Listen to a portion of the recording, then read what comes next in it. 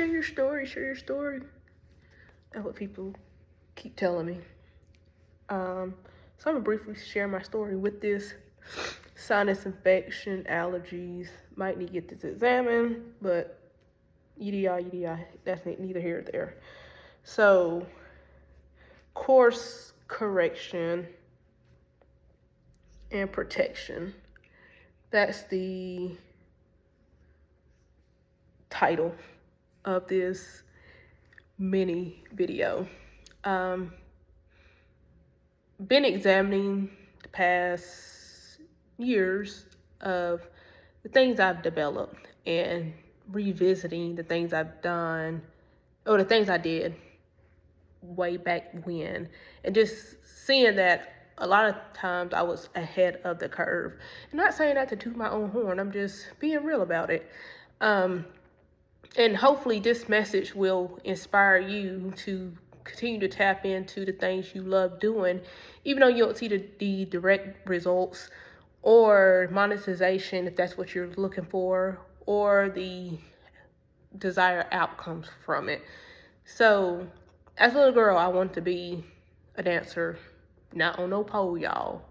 But choreography. So watching like Janet Jackson videos, Bobby Brown, Ciara, Missy Elliott, like all that, right? And learning the steps. MC Hammer, Too Legit to Quit, that kind of stuff. So went to college. College was being paid for through Hope Scholarship. And I decided, even though I was majoring in marketing, what if I decided to just trek in a different direction? And thankful for my brothers, because they always knew what my passions were and would always share opportunities with me, even though we lived in Dalton. If it was opportunities like in Chattanooga or Atlanta, they would share them with me. So in doing so, in college, I began to make beats. And that came to my mind because of just being intrigued by music production. Like, how can people have these sounds in their head and actually put them out into the world and actually take what's in their head and actually make it? So 2015, I had an Asus. My mom had got it for me in high school. So if you know what an Asus laptop is, that's like a machine. So I had downloaded, I think it was Audio Workspace, Audio Mixer. I forgot what it was. Never downloaded Fruity Loops. And then it was another one. I forget what the DAW was. So I began making beats on my laptop. And it was just using the keyboard. So I believe my grandmother told me, she was like, reach out to Identity because he does music. And he was a well-known DJ and music producer in the Northwest Georgia area. So reached out to him on Facebook, and he responded back to me with just a quick message on Messenger. And he was like, yeah, come by the studio. Let me see what you're working with.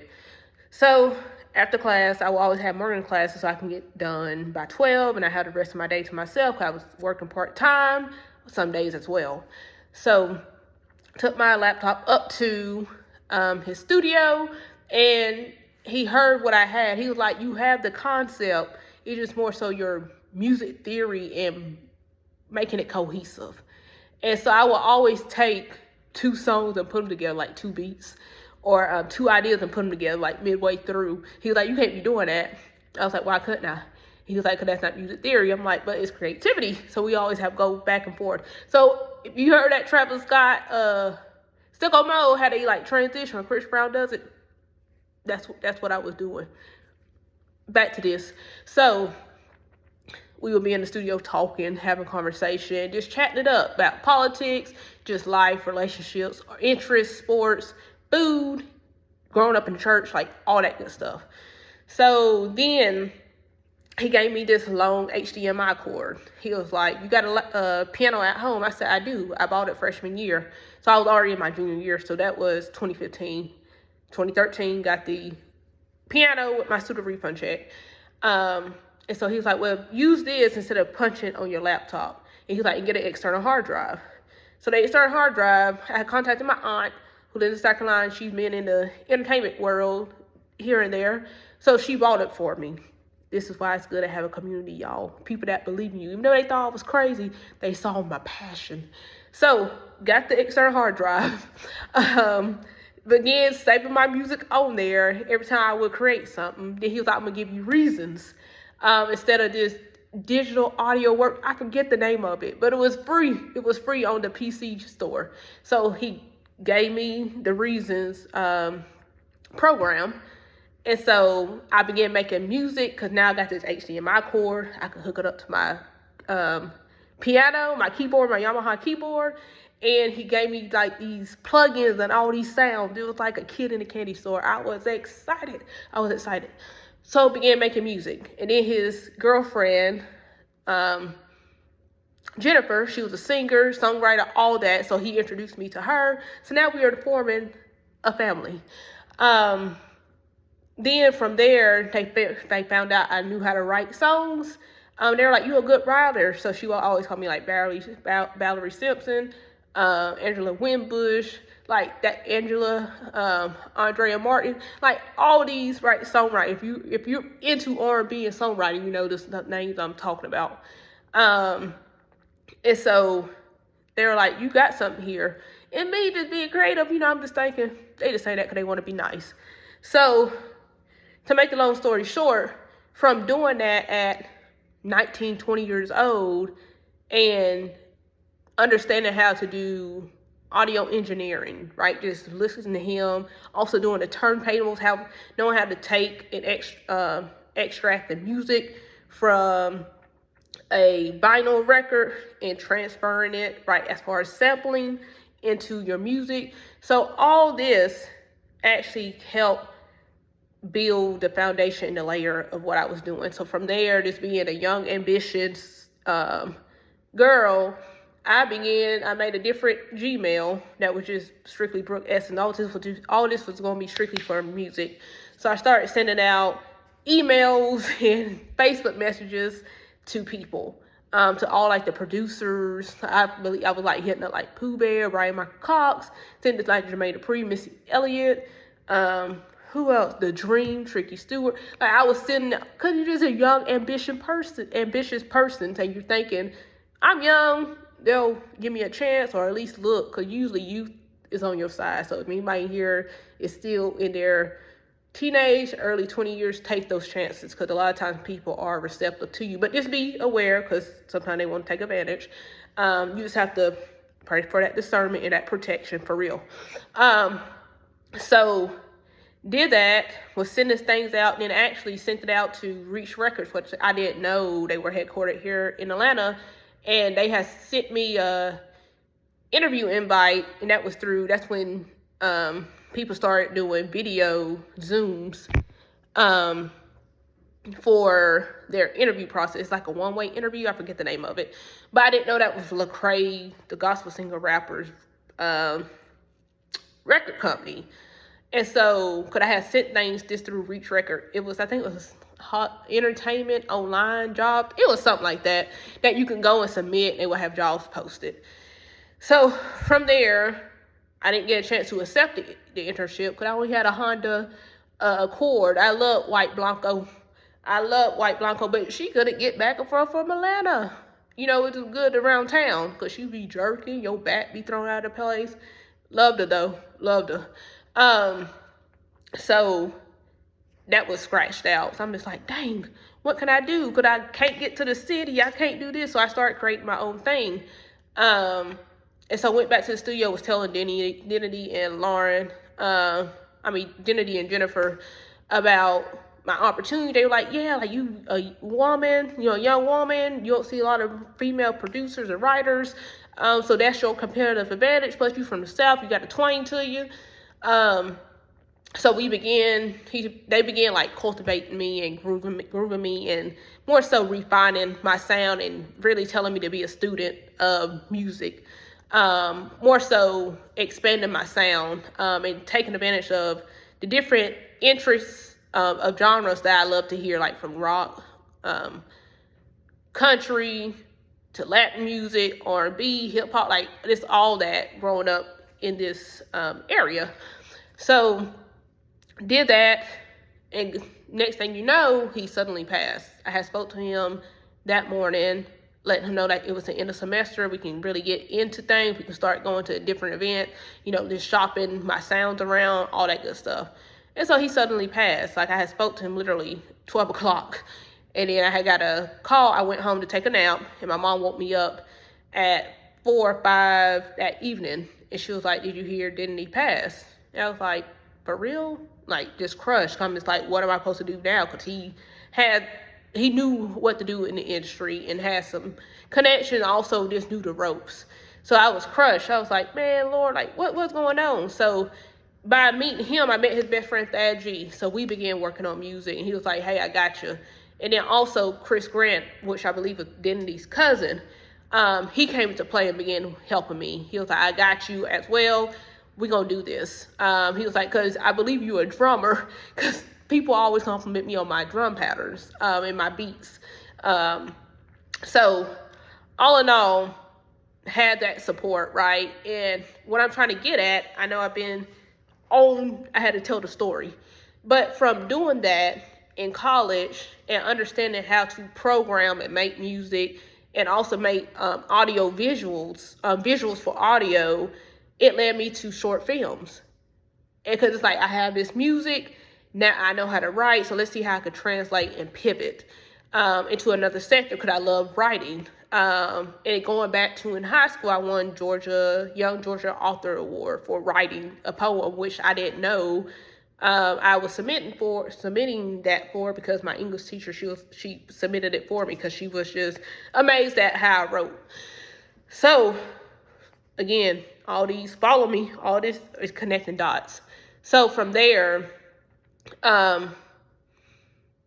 started doing short films because I love to write, and I was last year, my last semester college, I was about to graduate, 2017, May 2017.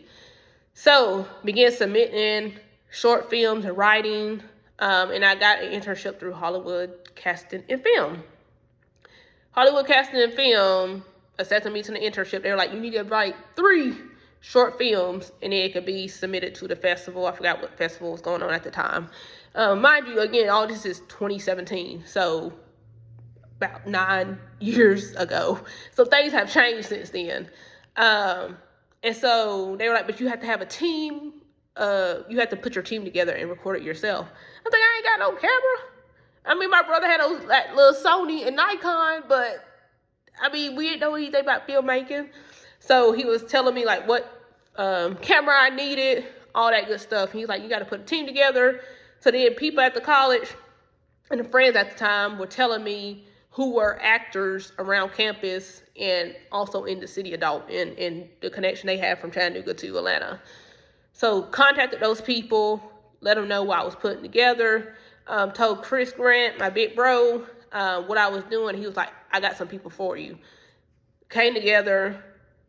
They drove up from Atlanta to Dalton, and I made my first short film and wrote the script. So from writing the script, I had to get analyzed from Hollywood Casting Film from my mentor, and kind of found out my mentor was Leilani Downer, and she had written for Fresh Prince, Parenthood with Robert Townsend, and Once Upon a Time it used to come on ABC. Didn't know nothing about this, but she had read my script, and she was like, have you went to screenwriting school before?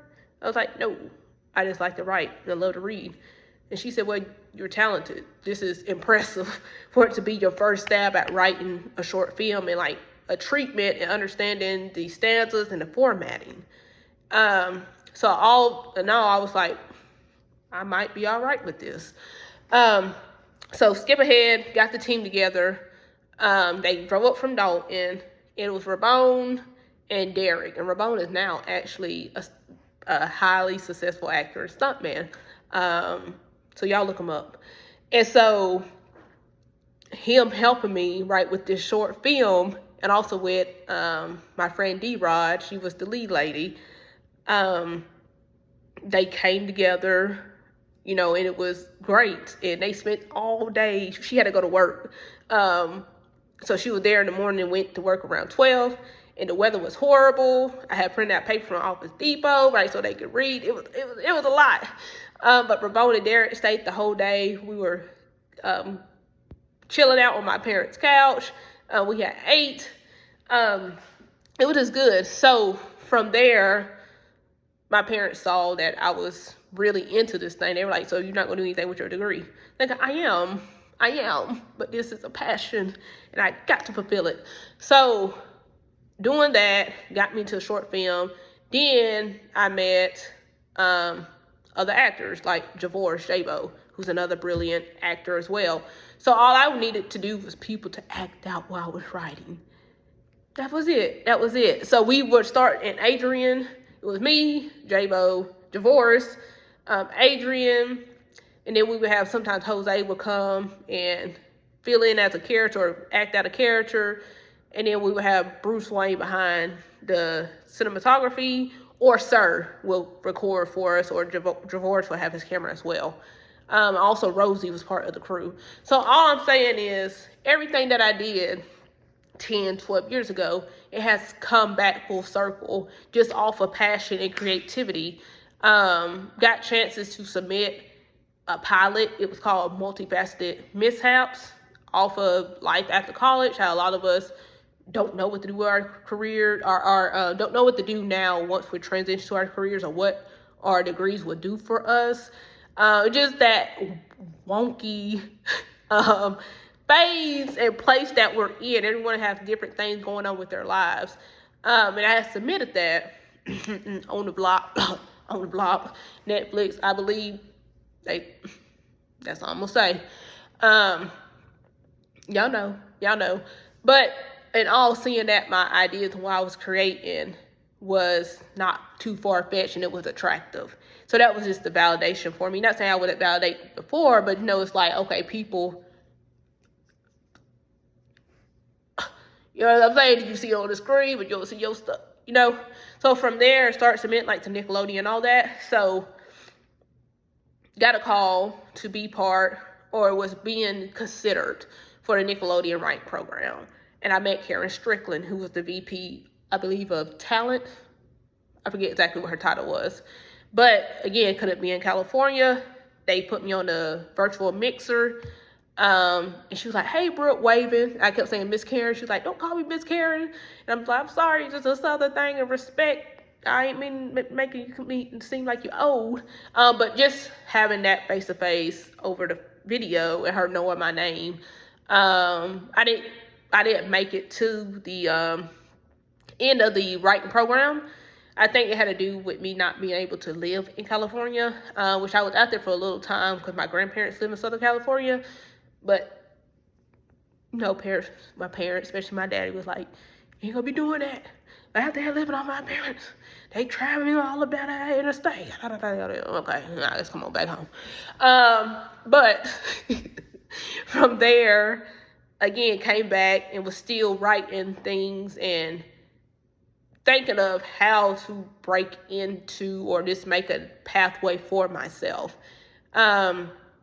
So then got a chance to go to Atlanta, which I didn't get a chance to go, but Derek, the other one, went for me to meet Pooh Bear. You see, like, all these opportunities kept arising, but it's like I couldn't do it at the time. I just couldn't.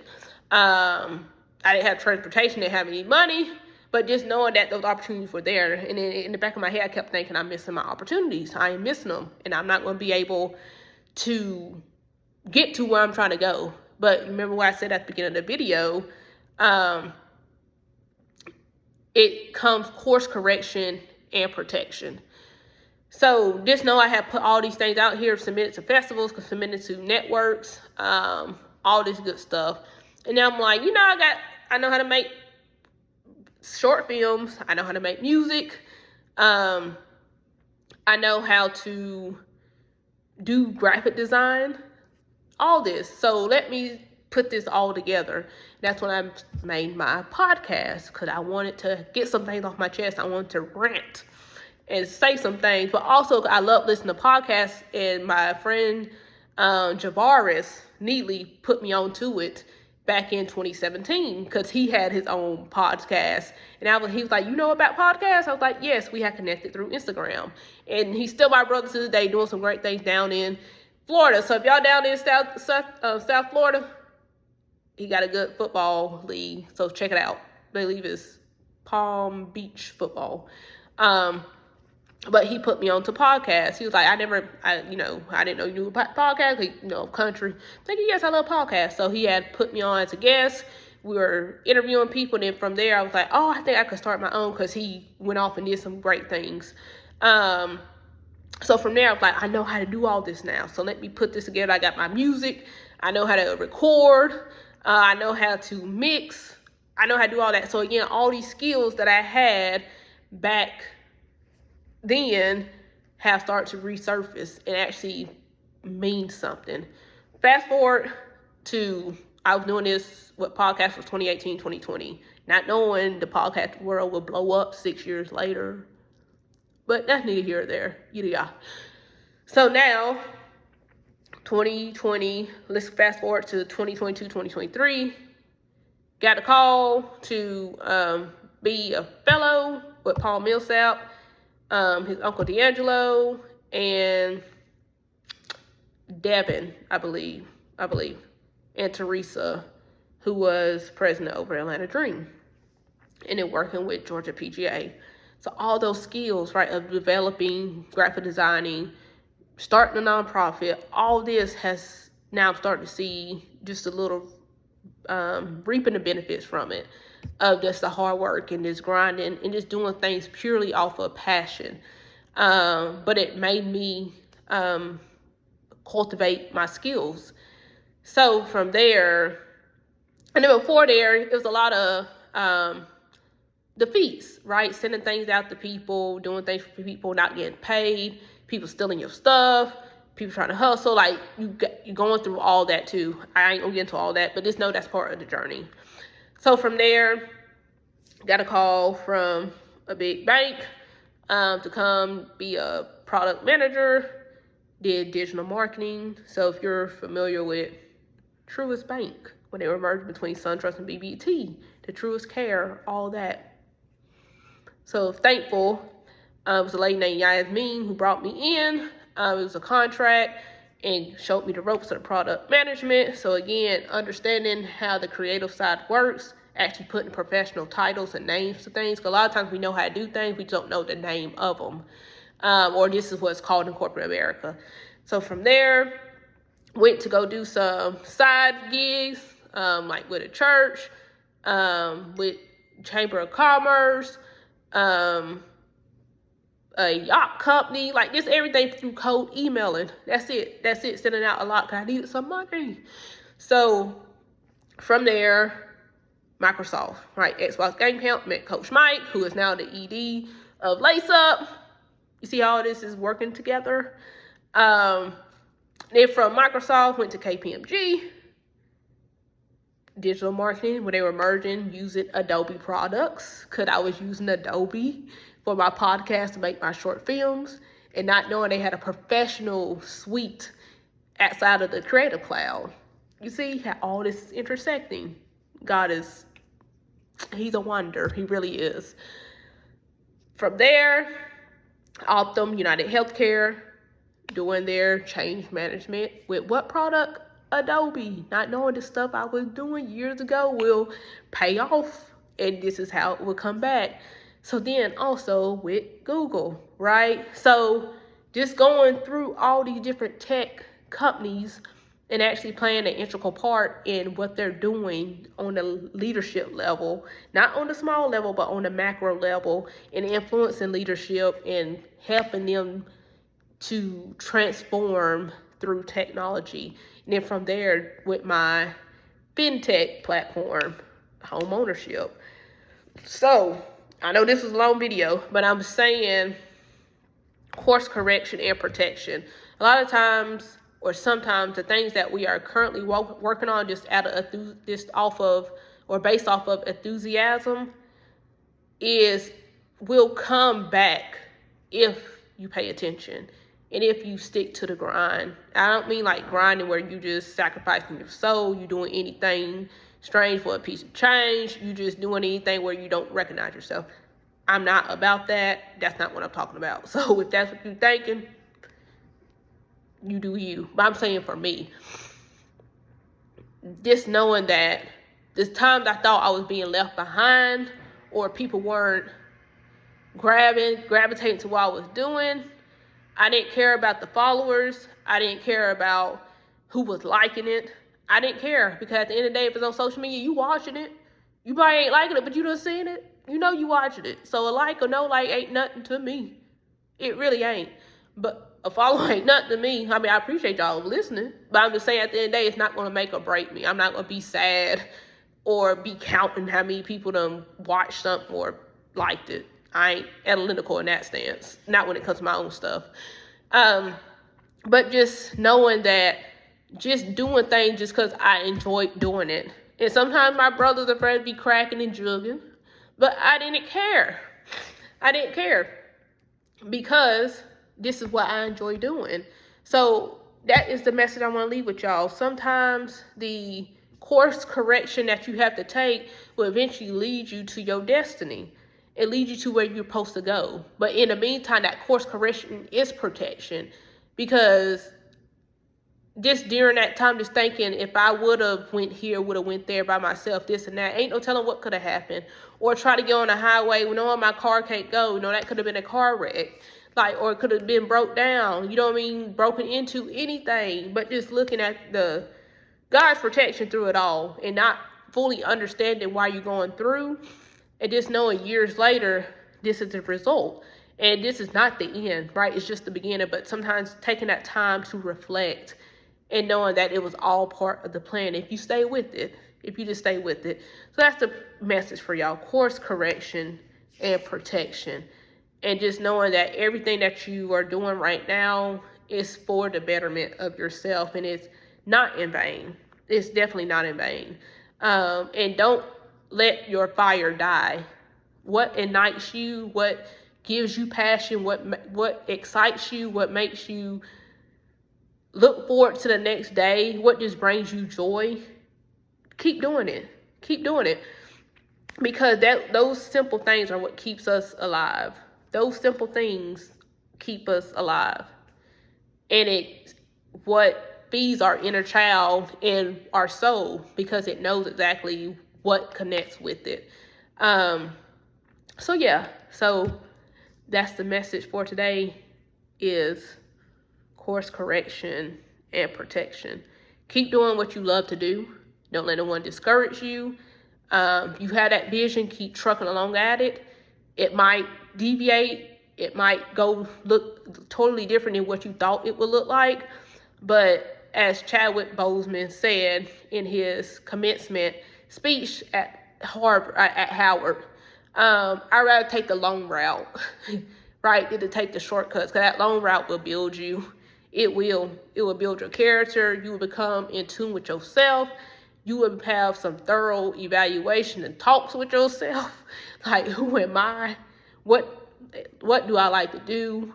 How am I changing? What do I need to get rid of? Sometimes we don't take those chances or those opportunities as often as we should. Just sit with ourselves, sit in silence, to know who you are, not what the outside world has told you, but who you really are at the core. And also, you don't have to change yourself to have other people to like you. Because if they don't like you as you are, right, at the root of you, at the soul of you, who are they to tell you who you need to be? And that by changing, they will like you then. Don't do that. Because who are they? When you get sick, when you need help, when you need some healing, you just need a breakthrough. Will they be able to do that for you? Only God can do that. So this is for the young and old. Don't get caught up in what's out here. Be you. Be you. And that's the message. Be you, and course correction and protection.